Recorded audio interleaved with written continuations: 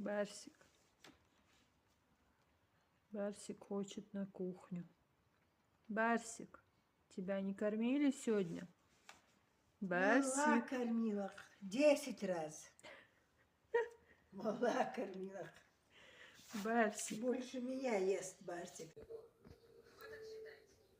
Вы не преувеличиваете? Почему вы решили, что Марина в больнице из-за Лены? Она может ей что-то подсыпать, она прекрасно разбирается в препаратах, химия — это ее любимый предмет.